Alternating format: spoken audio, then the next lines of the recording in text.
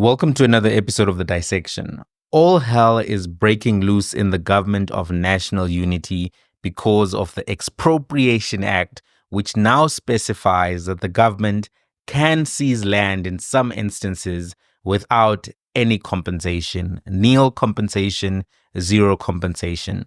This story is so big that it has made it to the global media. It has been covered by BBC, by Fox News, to name a few. Elon Musk has even posted an account which has been discussing the topic. He didn't post a specific issue about the Expropriation Act, but he posted some narratives which have been perpetuated by that particular account. You should go check it out on Twitter. So just to bring you up to speed, in case you haven't been following all of the details around the land issue in South Africa and how we got to this particular point, there are 122 million hectares of land in South Africa.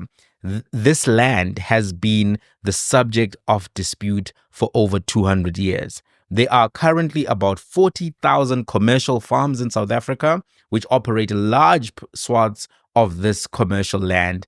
And there was a land audit which was published by the government of South Africa in 2017. The land audit showed that 114 million hectares, or 94% of the 122 million hectares of land in the country, are registered with the deeds office. The land audit also showed that individuals, companies, and trusts own 90% of the land.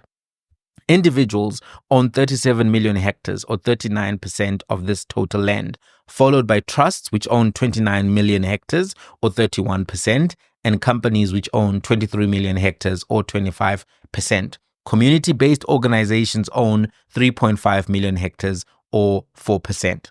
According to the report, the same individuals own most of these companies, trusts, and community-based organizations. In other words, most of the land ownership is concentrated in the hands of a few people and a few companies, and most ordinary South Africans cannot access ownership and access rights to farming land or residential land. Land remains inaccessible to the majority of South Africans. By many interpretations, the struggle for independence in South Africa was about the land. This is why the land issues continue to be so contentious. Many people who joined the African National Congress, the Pan-African Congress, and several other entities understood that they were fighting for the land. They understood that they were occupying the land, that land was taken from them, and a system of laws was designed to keep them out of any capacity to develop the land, to own the land, and to participate in the wealth generation of that particular land. The effect, in fact, of colonialism and apartheid was to create deep land inequality in South Africa. 87% of the land was given to white South Africans, and 13% effectively was given to black South Africans, with limited ownership for black South Africans through various laws, from the Glen Grey Act to the Group Areas Act of 1951 and 1966. So what has happened now is that President Ramaphosa has signed the Expropriation Bill of 2020 into law. It now becomes the Expropriation Act of 2024. Other recently signed laws which have caused the same levels of controversy include the National Health Insurance Act, the NHI Act, and the Basic Education Laws Amendment Act, the Bella Act, which you've heard being discussed in media and in news for some time now.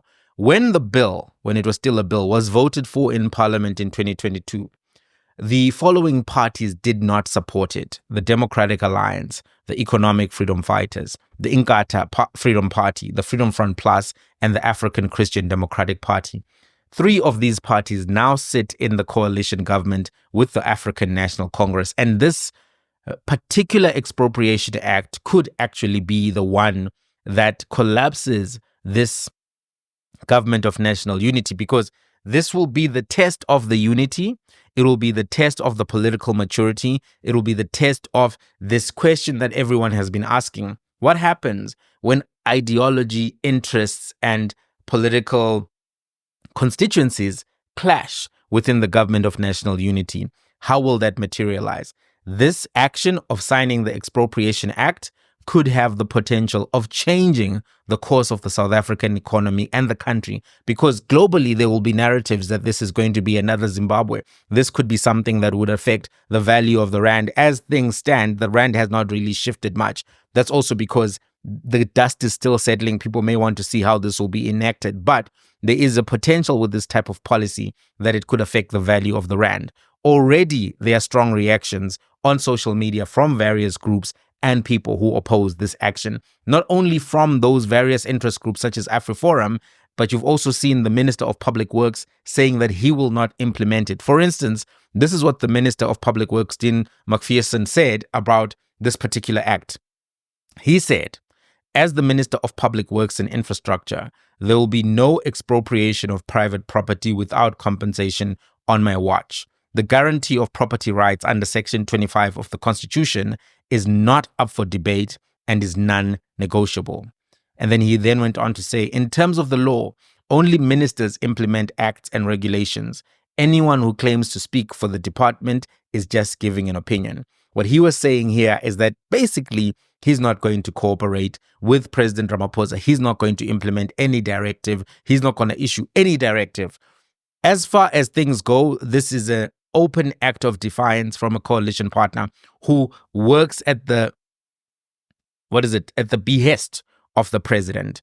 Constitutionally, the president is the CEO of the cabinet. He is the boss of the cabinet. So you have now somebody who is a department manager saying to the CEO that they're not going to follow his instructions. They're not going to listen to him. This is a serious challenge to the authority of the president, right? Because the comments made by Minister McPherson in and of themselves are not irrelevant. The relevant minister for the implementation of this law is the Minister of Public Works and Infrastructure.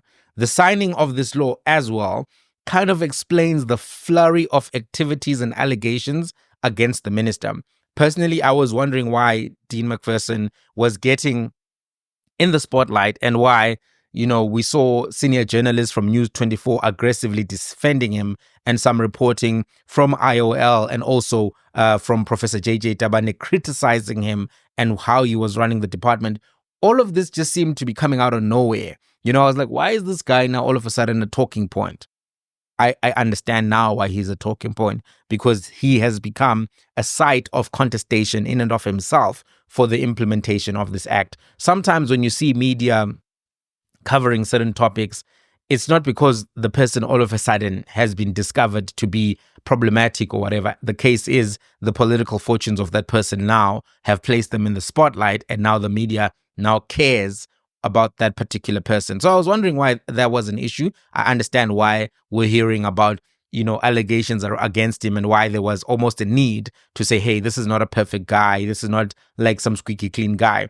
And I was going to make an episode about the allegations around Dean McPherson, but now I think this has been superseded. That episode is going to come at a later stage, right? So that's what he said. The leader of the Inkatha Freedom Party also said that they will not support this act. He serves as the Minister of Cooperative Governance and Traditional Affairs. You need to understand that the IFP negotiated for the Zulu monarch to control about 30% of the land in KwaZulu-Natal through the Ingonyama Trust just before the 1994 elections. Very controversial set of actions that happened there. Lots of information about that in this particular book here, Land Matters by Advocate Tembeka Ngwaitobi, if you want to get more details. This episode is just not going to have enough time to look at the backstory of that. But because of that Ingonyama Trust and because of the relationship that the Inkatha Freedom Party has with the Zulu monarch, they are not particularly excited about any expropriation act, because it may also target the Ingonyama Trust and actually be something that is used to remove the authority and control that the king has over that particular swath of land in KwaZulu-Natal, about 30% of the land in KwaZulu-Natal. This is what the IFP had to say about the signing of the act. Let's hear. There is no one single party with a majority rule to pass laws without consulting partners in the GNU, especially who had expressed their rejection of the bill during the 6th administration. So now the caution, what the IFP is doing, as you saw in the Bella Act, whenever the president wants to sign bills into law which were passed during the sixth administration, the situation is no longer the same. There must be an engagement so that there is a buy-in of the partners in the GNU, because it will not be good if we are asked by the public, what is your take of the Expropriation Act? We will maintain our position that we did not support it in the sixth administration.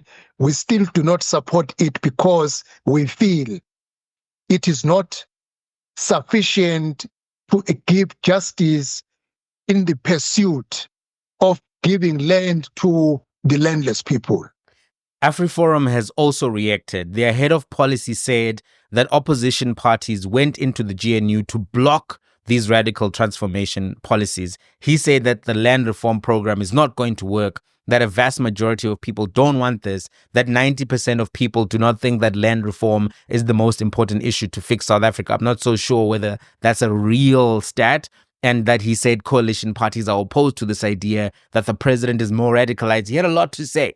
He made a statement immediately the day that this was announced. Here's some of what he said. Just listen for yourself. AfriForum is a big lobby group in South Africa for the Afrikaner community. This is what they had to say about this particular Expropriation Act. In South Africa, there's been this raging debate about expropriation without compensation for a few years now, but especially since 2018, when the government took a decision that they want to change the South African constitution to empower the state to expropriate or confiscate, we could just as well say, private property without compensation. In other words, taking people's stuff without giving them anything in return. And so this process, a long process has been followed in this regard, and the entire idea has been discredited to such an extent that it doesn't really make sense for them to carry on, amongst others, due to the fact that all the available evidence indicates that it's not going to work. But also, other than that, during the public consultation process, it was very clear that the vast majority of people don't want this. Firstly, because people who participated in this process said that they think it would be a very bad, destructive idea. But also because there were a lot of research done within South Africa, including opinion surveys and so forth, which has found that, for example, the amount of people in South Africa who think that land reform is the most important thing that ought to be done to fix South Africa is about 1%. Now, there's much more that can be said about why this is such a destructive idea. And I will say more about this in the future, but I think it's very important to get the message out now that the president of South Africa is trying to implement this, and the ruling ANC is trying to implement this, despite the fact that they have lost dramatic support in the last election, falling to 40% support, and despite the fact that there is a government of national unity in South Africa. So as a result of their loss of support, the ANC managed to stay in power by forming a coalition government with several opposition parties, probably all of which are vehemently opposed to this idea. And so a lot of people sighed a sigh of relief when this government of national unity was implemented, because they thought that the ANC would now be kept in check. And also that more radical parties such as the EFF and Jacob Zuma's MK was kept out by this coalition. But what's effectively happening now is that the president and the ruling party is more radical than they were. They have become more radicalized. Since the government of national unity was implemented, they passed the Bella Bill, which is an attempt not to fix the education system, but to target Afrikaans schools by taking away the power that school governing bodies have and giving that power to the government. And now they want to pass the Expropriation Bill, which would give the government the power to expropriate private property without compensation or to take people's stuff. And so the question that we need to answer is, what's the point of having a government of national unity if it's a more radical, more aggressive government than the one we had when it was only the ANC? Now, the leader of the Democratic Alliance, John Steenhuisen, had a The leader of the Democratic Alliance, John Steenhuisen, held a press conference announcing their objections to the Expropriation Act They announced that they are going to do whatever they can. They oppose the act. They think it's unconstitutional, that they're actually going to invoke Clause 19 of the Statement of Intent, which is supposed to settle major differences, but there are different interpretations of what that clause actually means. But this is some of what they had to say. They are not particularly impressed with the developments that are playing out in this GNU. And it seems it's dawning on them that the ANC wants to make them a passenger to this coalition agreement, that the ANC actually intends to go full steam ahead with all of its policy resolutions, all of its agendas, while the DA is going to stay in position because they don't want the EFF and the MK anywhere close to power. Well, that is what the ANC seems to have a view on. And right now, the DA seems to be in a catch-22, because what could happen is that even if they walk away from this coalition, that the ANC will continue to run a minority government, knowing that it can rely on the votes either of the DA or the MK or EFF at various points to pass certain things, because already they have the presidency, and they can be able to appoint a cabinet howsoever they see fit. And already they've passed a lot of the laws which they did want to pass. And that's why there was a flurry of activity just before the elections, with the president signing a lot of acts. In fact, even during the election period, the president was signing a lot of acts so that those acts would become law in this particular dispensation. It was evident to the ANC that their last chance to pass some of this legislation was going to be before the 7th administration. But this is what John Steenhuisen had to say yesterday about where things stand right now. In the last week, the president not only disregarded the very serious constitutional objections raised by the Minister of Public Works and Infrastructure, Minister Dean McPherson, over the expropriation bill, but he failed to even have the courtesy to inform the minister about when he intended to sign the bill into force. Whether the ANC likes it or not, the stability of this government, as well as the security of the president's own position, depends entirely on the relationship between the two largest parties to the government of national unity. In keeping with our mature approach to coalition government, the Democratic Alliance is therefore urgently seeking to pursue a reset in this relationship. To do so, I yesterday wrote directly to President Ramaphosa to do the following things: to object in the strongest possible terms to the fact that he simply signed the Expropriation Act this week in contravention of a clear legal opinion and concerns submitted by the Minister of Public Works that the act is in fact unconstitutional and could quite easily be remedied by sending it back to Parliament. But most importantly, I notified the President that I was now invoking Section 19 of the Statement of Intent. Clause 19 was specifically put in place to deal with situations where disagreements within the coalition arose. Clause 19 codifies the procedure to be followed when differences arise between parties to the government of national unity. Clause 19.3 states, and I quote, "Sufficient consensus exists when parties to the GNU representing 60% of seats in the National Assembly agree," unquote. The only parties that represent 60% of the seats in the National Assembly are the African National Congress and the Democratic Alliance. In the event of a lack of sufficient consensus, the Statement of Intent in Clause 20 continues, "The parties to the GNU shall also establish dispute resolution or deadlock breaking mechanisms in instances where sufficient consensus is not reached." The President needs to accept, as long with this party, that the ANC does not have a majority in South Africa. They are now just another minority party, and that the DA are partners in the GNU. We won over 3.5 million votes in the last election, and we are in government to represent our voters.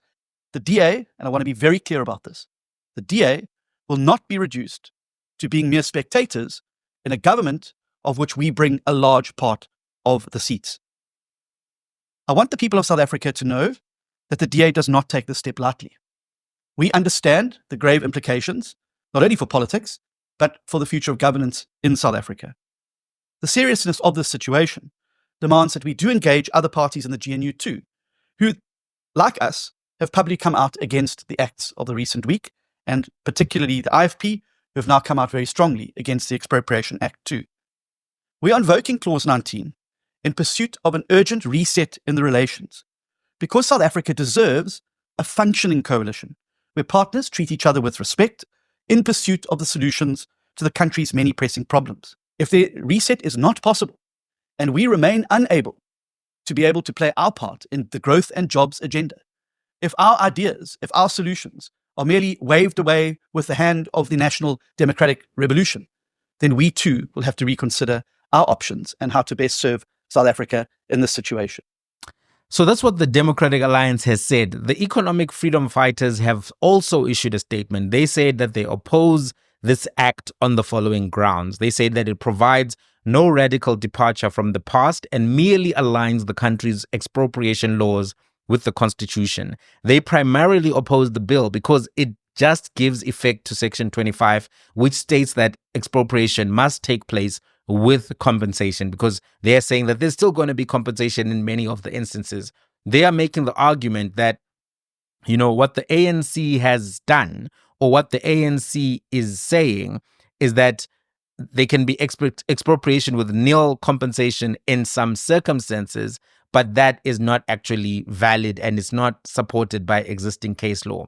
They are saying that the closed list of circumstances which the Act allocates fair compensation, which may be calculated as nil, is only on unusable land or land of little value, which would be able to be expropriated. You know, so they're saying the land that you're going to get is not going to be that valuable anyway. They're saying that this is a legislative cop-out by the ANC to fool people and that it does not address the issue. The EFF wants an amendment of Section 25 of the Constitution with provisions for state custodianship. So they fundamentally also reject the Expropriation Act as signed by the president. Now, here's some thoughts. We've still got some ground to cover, but here's some thoughts based on the reactions and some of the politics around this. First thing, I was wondering, why would this act be signed at this particular time, late in January, by the president? I mean, he's been sitting on this for over a year, right? From when all of the things went through the National Council of Provinces and was sent to his desk. He said yesterday that the GNU would implement the National Democratic Revolution, which obviously is not how the DA sees things. This is what he had to say about this. Of national unity.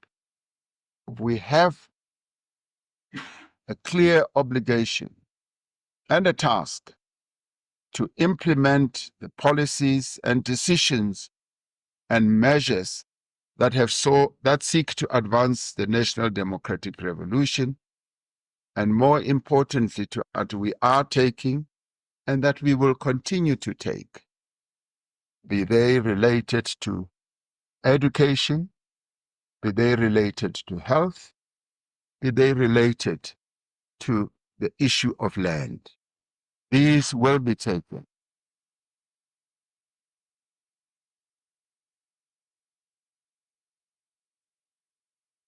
Those who have been doubtful about the efficacy of our participation in the government of national unity, and even doubting whether we will be able to continue to execute the policies of our movement that are meant to advance the interests of our people, will have to see whether we are deviating or staying the course.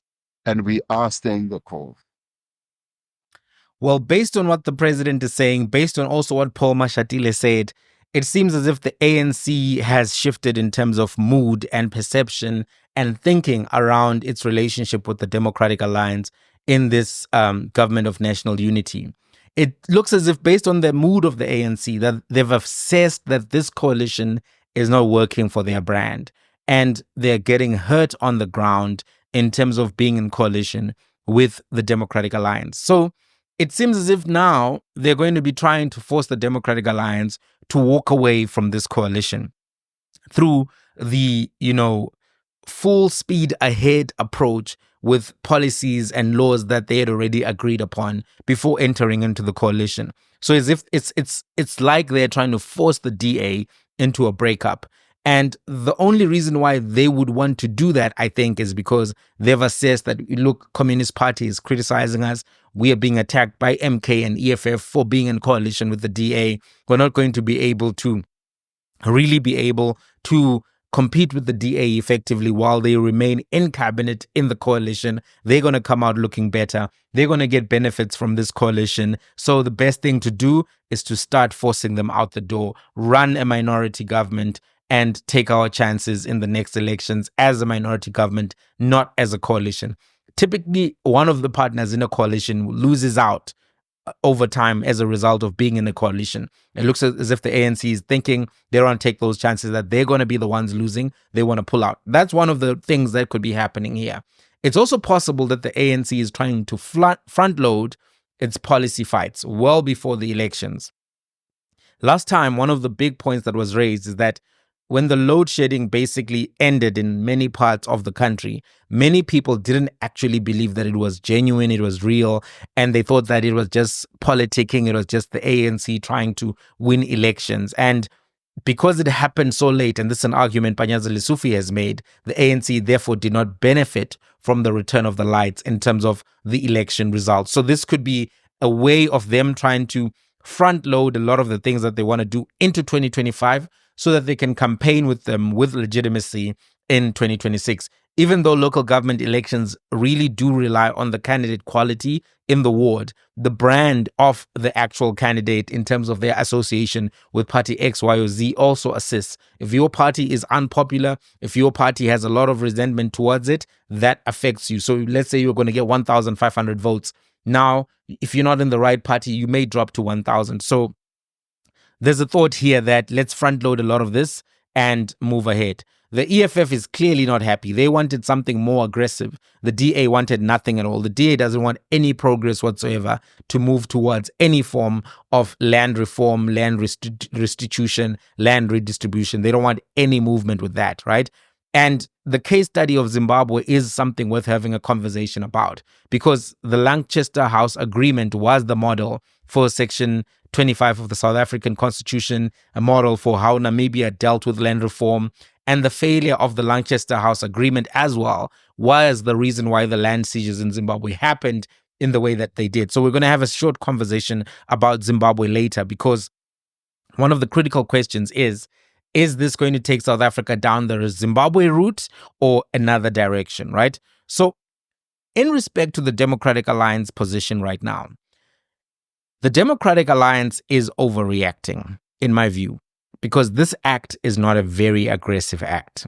It's an act that merely seeks to give clarification to the clauses in Section 25, and it clearly starts off with just and equitable compensation in the event of expropriation. So this is not the Zimbabwe model at all.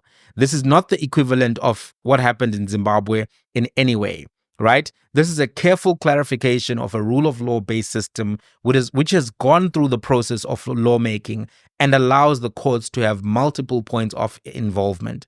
In Zimbabwe, Robert Mugabe lost the constitutional amendment referendum, which included amendments to how the land reform program would be done, and included moving away from willing seller, willing buyer model towards expropriation without compensation.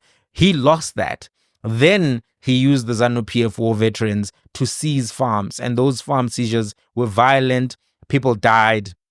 It affected the country's reputation. It affected the value of the currency. The country then went into economic freefall shortly thereafter, although that freefall actually started with the collapse of the markets and the stock markets in 1997, 1998. So it wasn't just the land reform that caused Zimbabwe to collapse, but that land reform program accelerated some of the collapses and actually made them exponentially worse. When Robert Mugabe's war veterans were now ZANU-PF's war veterans were seizing farms violently, he then intimidated judges who ruled against his government, and in so doing undermined the rule of law further.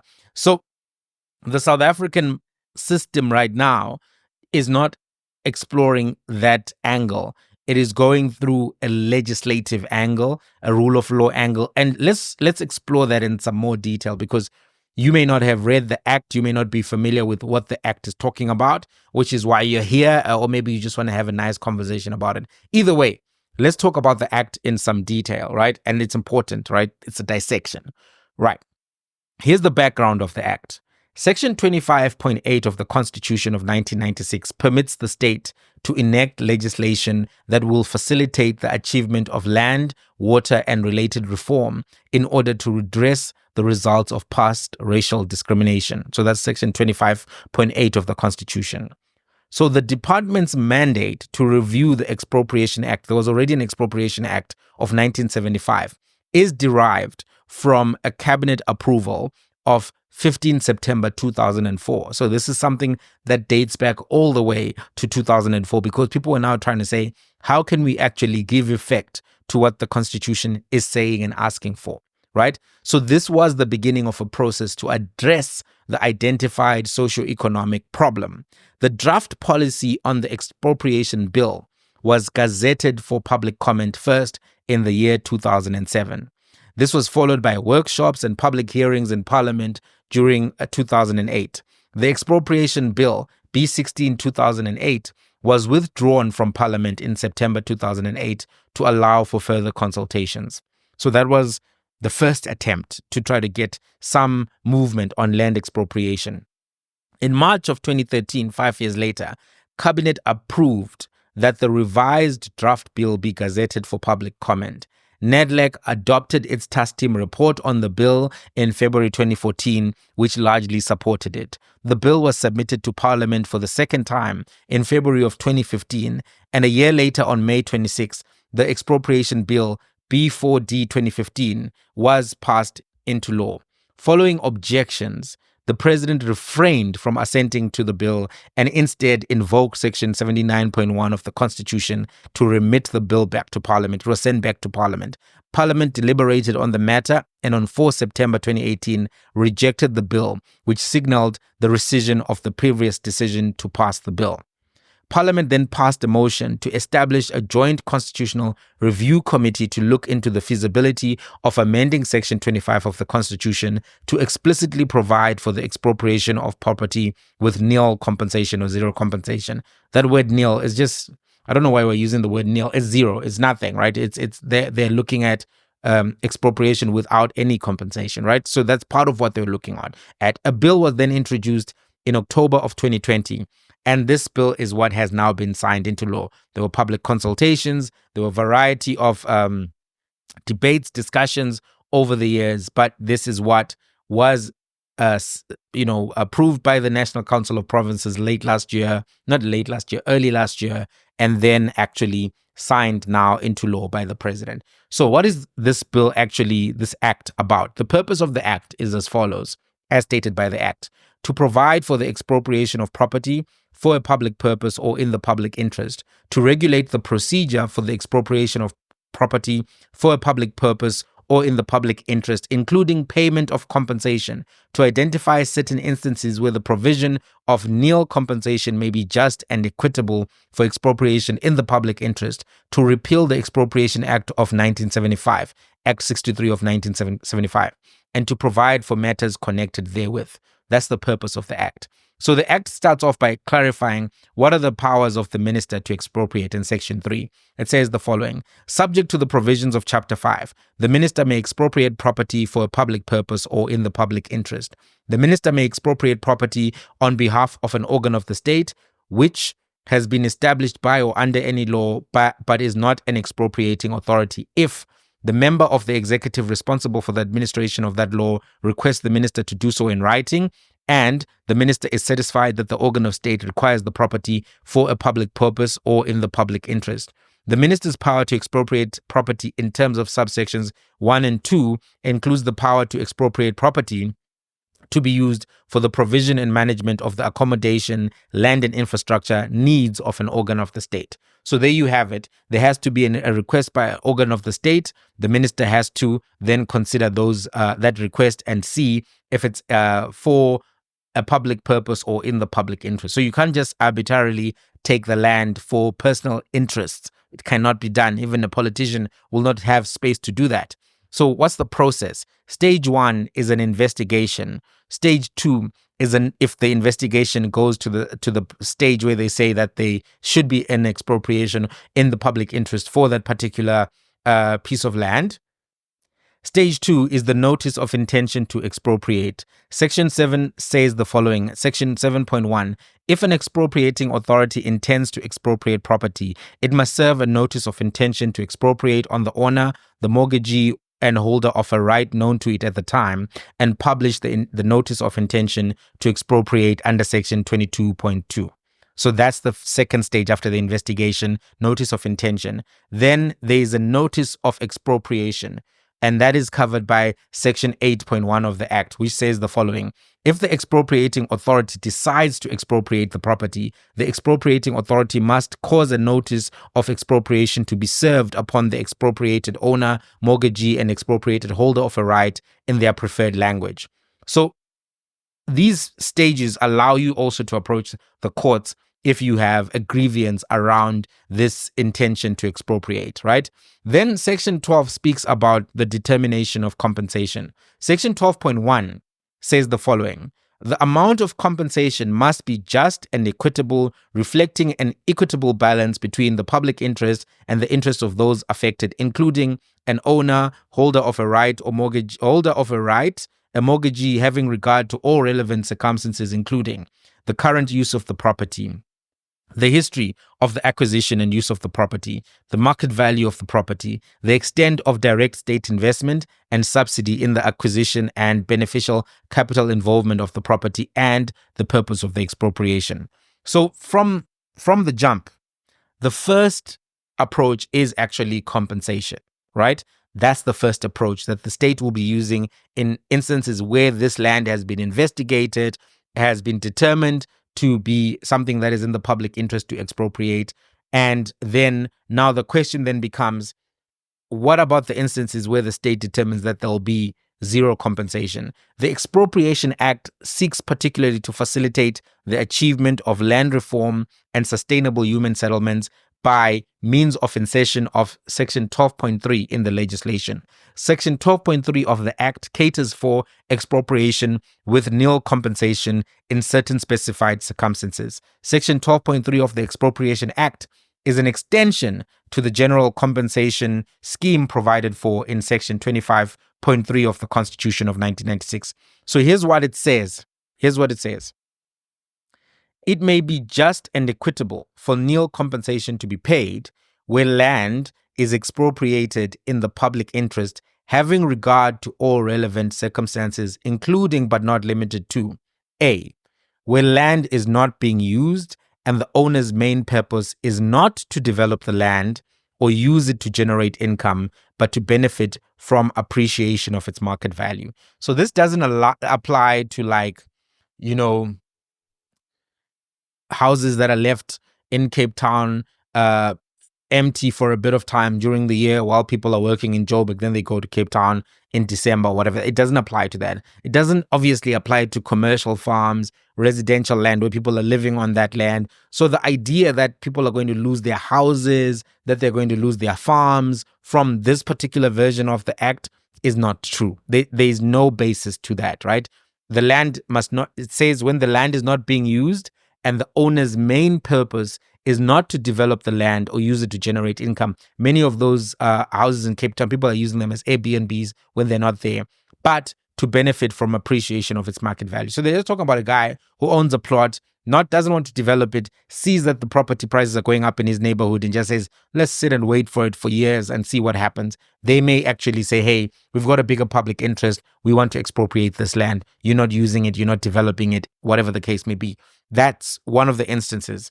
B, where an organ of the state holds land, so this is in respect to an organ of the state, where an organ of the state holds land that it's not using for its core functions and is not reasonably likely to require the land for its future activities in that regard, and the organ of the state acquired the land for no consideration.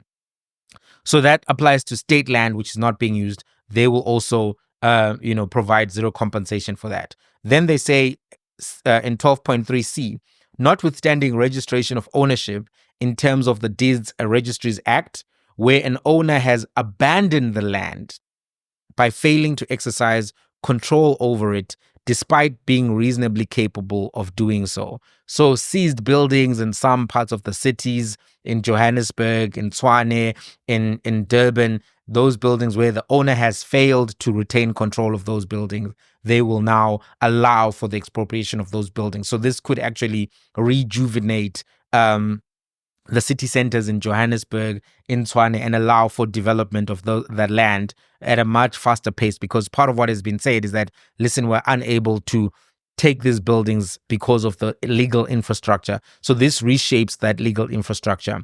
And then section 12.3D, where the market value of the land is equivalent to or less than the present value of direct state investment or subsidy in the acquisition and beneficial capital improvement of the land. So if the state has given you lots of money and the land is worth less than the money the state has given you, so now the state is making a loss because of your continued use of that land, then they'll take that land without giving compensation.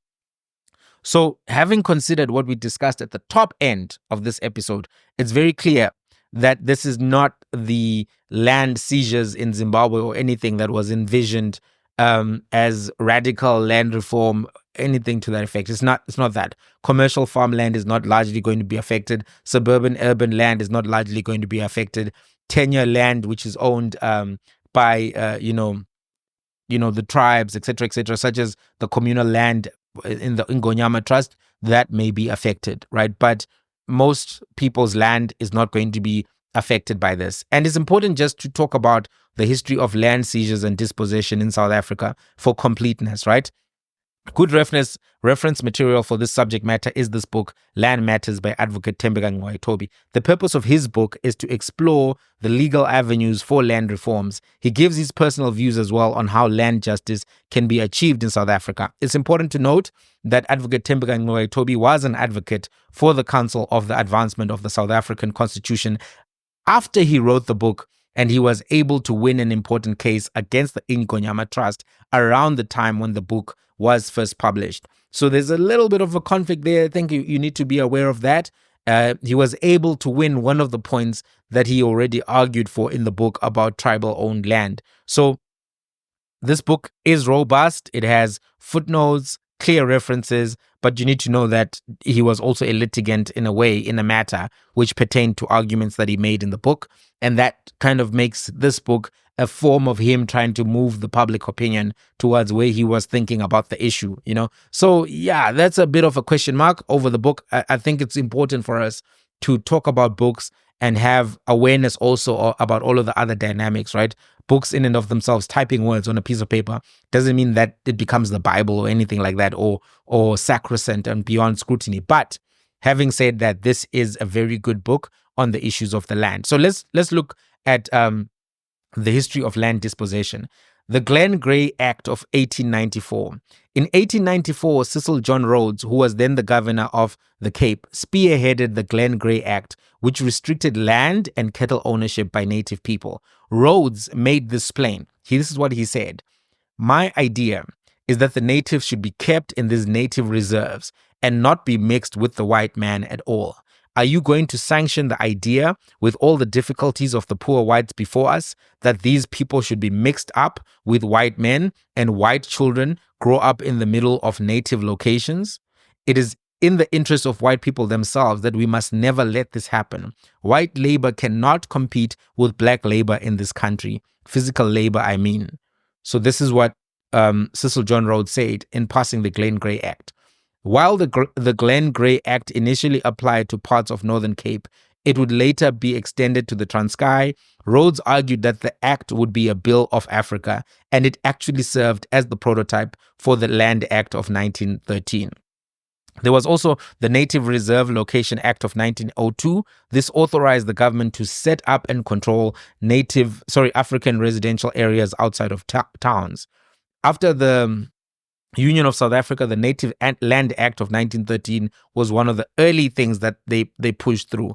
So this defined less than 1/10 of South Africa as black reserves and prohibited any purchase or lease of the land by blacks outside of these reserves. The Native Land Acts included a schedule of native areas which listed the existing reserves, farms, and locations that had been set aside for occupation by Africans, constituting 8% of South Africa's surface area. Section 1 of the Act forbade a native to enter into any agreement for the purchase, hire, or other acquisition from a person other than a native of the land outside of the scheduled native areas, save with the permission of the Governor General, which for all intents and purposes meant the Minister of Native Affairs. So they couldn't buy land outside of those areas. A corresponding provision aimed at neutralizing the discriminatory impact of the Act prohibited a non-native from acquiring or hiring land from a native inside the designated native area. So you couldn't buy, as a white person, Indian person, land in those particular areas. Agreements made in breach of the Act were void, and the parties to the agreement were, in terms of Section 5, guilty of an offense punishable with a fine or imprisonment of up to 6 months. So this was the first major act of dispossession. Then you had the Native Land Trust Act of 1936. This established the South African Native Trust to acquire a limited amount of land for the Africans. It made provision for the establishment of the South African Native Trust, a state agency to administer trust land for the settlement, support, benefit, and material welfare of the natives of the Union. While disallowing individual land ownership by black people, the act is the one that introduced trust tenure, this communal land issue that South Africa is still also dealing with. So this allowed the creation of homelands effectively, right? These acts, this is what it was going towards, right? Then we went to the Group Areas Act of 1950 and the Group Areas Act of 1966, which followed it. These acts assigned racial groups to different residential and business sections in urban areas in a system of urban apartheid. So the effect of the law was to exclude people of color from living in the most developed areas, which were then restricted to whites. For example, Sea Point in Cape Town, Claremont in Cape Town. It required many people of color to commute large distances from their homes to be able to work. The law led to people of color being forcibly removed from particular areas for living in the wrong areas, right? These were the effects of the Group Areas Act. So when you look at all of these decisions and these acts of law, right, it becomes clear that you need acts of law to reverse them and to restore justice. This idea that in doing so, you are practicing reverse racism, to me, is disingenuous, dishonest, and a commitment to preventing any form of justice. If you stab me in the back, or let's use the front rather, you stab me in my sides here, boom, I'm stabbed, got a knife in me, right? I've been stabbed. And I go to the hospital and they say to me, we need to remove the blade and stitch, right? Stitch you up. Can the guy who stabbed me come and say that is reverse stabbing for them to remove that? It would be preposterous for him to say that and for him to argue that, because my restoration is not a reverse assault on him. His assault was the offending and morally unjust act.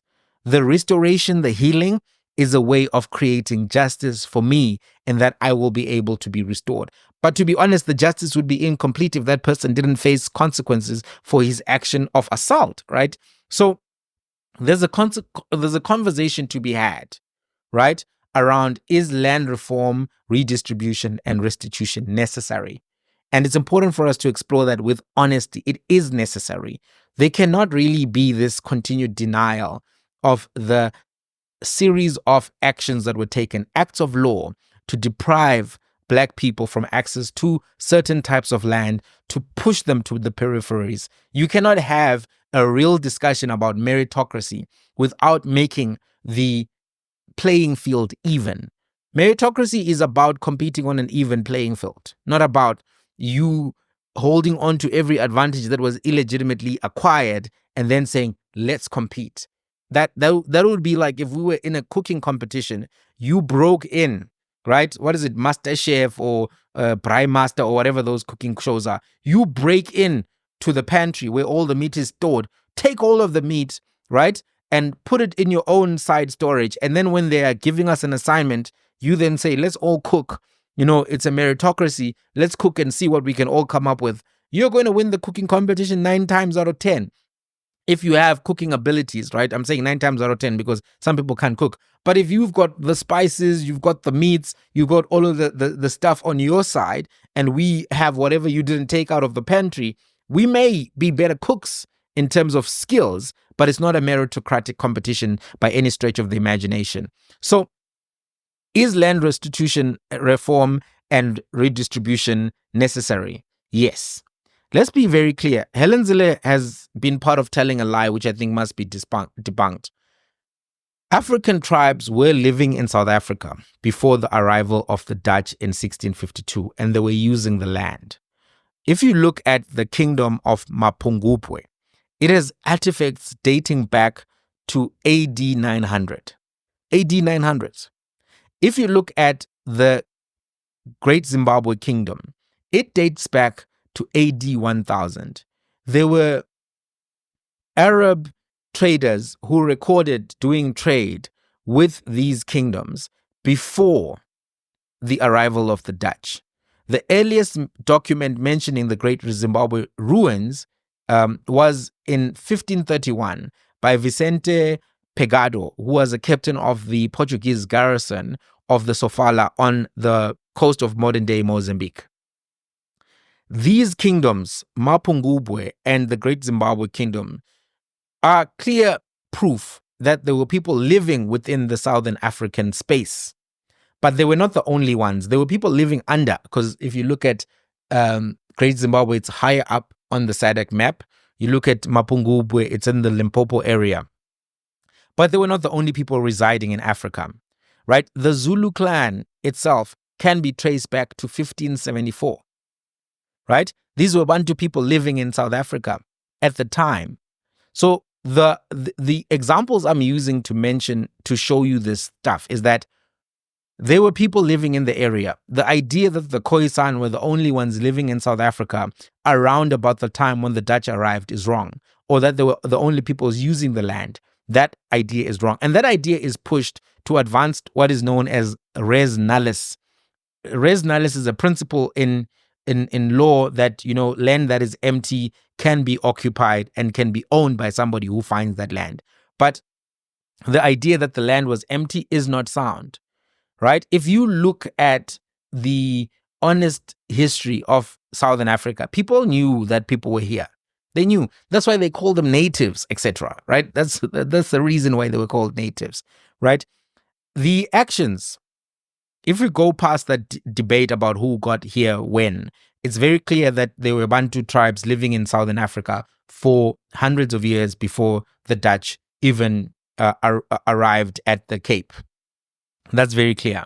But even if you say, I'm not convinced, I'm not persuaded, the actions, right, of the colonial regime under Cecil John Rhodes and others, and the apartheid regime deliberately pushed Africans out of fertile land areas unfairly and violently, right? Areas with mining prospects. Nobody can say that it is just that you had the Glenn Gray Act or the Land Act of 1913 or the Group Areas Act even.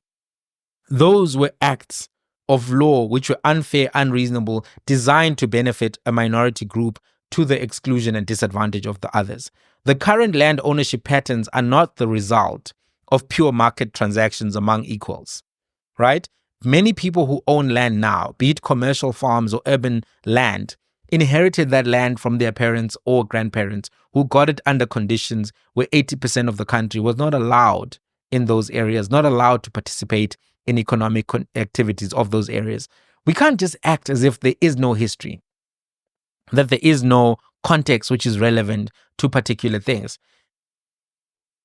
If we use the Master Chef example, and now we are cooking, and I notice that, hey, all the beef has been taken out of the fridges and it's all in one fridge, and that's the fridge which belongs to the competitor. If I then say to the judges, hey, we don't have beef because, let's say Cindy, use Cindy as a name. Cindy took all the beef, put it in a fridge. Cindy can't say, no, that's past now. Let's just do meritocracy. Let's move on. That would be unreasonable for her to say. It would be unreasonable for her to say. And if Cindy was working with another competitor who then joined the competition on day 2, for that competitor to then say, I wasn't there when Cindy raided the fridges, I should be allowed to cook, I had nothing to do with it. Yes, you may not have directly had something to do with it, but still, the ingredients that you're using to cook on the MasterChef competition have not been made available to everyone. And the way the competition works in a fair system is that everyone has access to cooking utensils, to, the fridges. And while there's a race, I guess, to go in and pick what you need, that race is fair and everyone is given the same due notice. So we have to be quite honest about how things got here. South Africa cannot move forward without some serious and mature discussion about land inequality and how to create a fairer system of land ownership. The threats, the coverage by international media houses in a negative way is not necessarily going to help this particular situation, right? And it's actually maybe an over-exaggeration and overcorrection. There has to be an appreciation by groups like AfriForum, by billionaires in Stellenbosch, that the land system is not tenable. It's not tenable. Land ownership is important because land is a factor of production. And land in and of itself is something that can be used as collateral to get finance from banks to build businesses and to participate productively in the economy. A lot of Black people cannot access funding because they are unable to show collateral to the bank in a meaningful way. The land injustice in South Africa is a large part of why the economy is unequal and why there is low growth and there is high unemployment. It is key to economic advancement that people have access to land. Obviously, you cannot just do a Zimbabwe. You cannot just invade things. But at the same time, you can't just do nothing. You can't just do nothing and say it's okay for these people to be isolated to the same plots of land that the apartheid regime and the colonial regime forced them into. There has to be something that's done. And to be quite honest, I don't think that this particular Expropriation Act is one that creates a real risk to the economy or derails, rights in any sense. I think it's a very considered and careful way to start that conversation. It's definitely nothing close to what Zimbabwe did. It's definitely different to what Zimbabwe did. And the South African government has taken a lot of time to even get to this particular point. If you think about from 2004 to 2024, that's 20 years of working slowly to get to a point where they say, hey, there's a possibility that we may expropriate some land under some conditions. And in some of those instances, we may not compensate people if it's appropriate for us to do so. Very limited instances, very, very narrow scope and focus. I don't think that there can be zero movement on this topic. There has to be some movement. So I think those opposing it sometimes are overreacting. There's got to be some movement. It's definitely not Zimbabwe. It's far from being Zimbabwe by any stretch of the imagination. So that's where I want to leave it. I wonder what you guys think about this whole moment and whether or not the GNU is going to survive this particular moment. Till the next one, let's have a conversation in the comments. Thanks for watching.